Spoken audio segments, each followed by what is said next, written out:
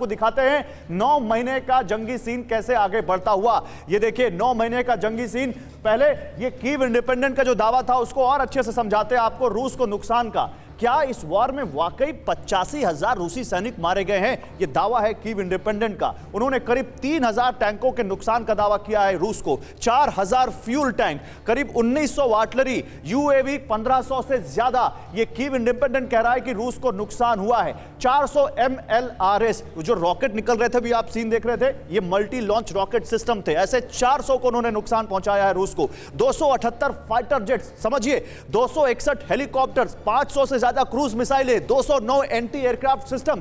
क्या यह नुकसान रूस को यूक्रेन पहुंचा सकता है? क्या उसके अंदर इतना दम, इतनी ताकत है? यह सवाल हमने पूछा अपने एक्सपर्ट से, फिर पूछ लेंगे। लेकिन जल्दी से आइए आपको दिखाते हैं यहां पर और क्या जानकारी हम आपके लिए लेकर आ रहे हैं। रूस को नुकसान का दावा तो यहां पर किया कीव इंडिपेंडेंस ने, लेकिन दुनिया को क्या नुकसान हुआ है इस वॉर से? दुनिया किस कदर मुसीबत में फंसी है, यह ज्यादा इंपॉर्टेंट है। यह समझिए, यूक्रेन की ग्रोथ नेगेटिव गई है, यूक्रेन के लोगों के लिए बड़ा नुकसान। पूरी दुनिया में खाद्य संकट, क्योंकि गेहूं के सबसे बड़े सप्लायर यूक्रेन और रूस।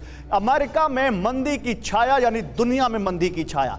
यूरोप में, खासकर यूरोप के बड़े देश जर्मनी में गैस की भारी कमी, यूरोपियन के ऊपर बहुत बड़ी मुसीबत। फ्रांस के 50% न्यूक्लियर प्लांट ठप, यानी फ्रांस के लोगों को भी बिजली की दिक्कत। फ्रांस के बाद नेटो देशों में हथियारों की कमी, क्योंकि बहुत सारे देशों ने यूक्रेन को अपने हथियार दिए। ये उनके सामने एक सवाल कि अब हथियार और दें या ना दें। और कई देशों का रक्षा बजट चरमरा गया है। जर्मनी ने, साउथ कोरिया ने, फ्रांस ने, कई देशों ने अपने डिफेंस बजट को बहुत बढ़ाया है। रूस ने अपने डिफेंस बजट को बहुत बढ़ाया है। जापान ने अपने डिफेंस बजट को बहुत बढ़ाया है। तो अगर सारा पैसा डिफेंस बजट में जाएगा तो जो सामाजिक कार्य हैं, जनता के लिए जो वहां पर काम करने हैं, वो कहीं ना कहीं से तो साइफन ऑफ होगा, कहीं ना कहीं से कटौती होगी और कहीं ना कहीं जाएगा। उस पर असर पड़ेगा कि नहीं पड़ेगा? एवीएम सर, आप क्या इस पर क्या कहना चाहेंगे? तिवारी जी, देखिए, ये जो इतने सारे देश, नाटो, यूरोपियन यूनियन, सब मिलके एक रशिया को थोड़ा डाउन करने के लिए यूक्रेन को पपलू बनाया, और इसका नतीजा 9 महीने में क्या हुआ, साफ हो गया। ये खाद्य, एनर्जी और खाद्य, दो संकट पूरे, जैसा गौरव बता रहे थे कि संकट पूरे विश्व में फैल गया है।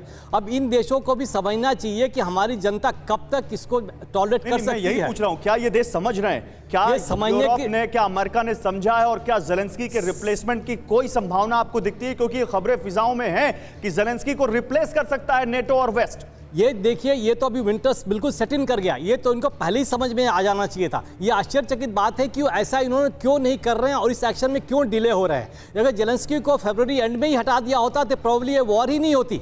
तो जेलेंस्की को हटाना तो सबसे इंपॉर्टेंट काम है, जल्दी काम है। अब तो ये देश क्यों नहीं समझ रहे? ये तो वॉर चाहते हैं भाई, ये चाहते हैं उनके टोन्स पे वॉर लड़े जाए, उनकी ट्यून्स पे। वो ये चाहते हैं वॉर हो, लेकिन जेलेंस्की जैसा कोई शख्स ना हो जो उनके अलग चला जाए।